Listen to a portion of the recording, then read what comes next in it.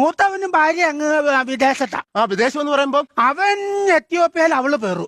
അയ്യോ അതെങ്ങനെ പറ്റും? എന്നാ അവൻ എത്തിയോക്കെ ഇവളെങ്ങനെ പെറുന്നു? ജോലി ഞാൻ അതാണോ പറഞ്ഞേ? പിന്നെ എത്യോപ്യ എന്ന് പറഞ്ഞ സ്ഥലത്താന്ന്. വിദേശ രാജ്യത്ത്. വിദേശ രാജ്യത്താ. പിന്നെ മോളുണ്ട്. മോള് ഞാനിക്കറിയാം. അയ്യോ ഞാൻ ചോദിച്ചോണ്ട് ബുദ്ധി കൊഞ്ഞണം കുത്തണ്ട. കൊഞ്ഞണം കുത്തിയല്ല, കരഞ്ഞതാ. അവളെ ഞാൻ വീട്ടിൽ കേൾക്കുമല്ല, എന്റെ വീടിന്റെ പടി ഞാൻ ചവിട്ടിക്കല. അയ്യോ അതെന്താ പറ്റി? ഞങ്ങളുടെ വീട്ടിൽ പടിയില്ല. അതൊന്ന് അതല്ല, പിന്നെ അവളെന്നെ ചതിച്ചവളവള്.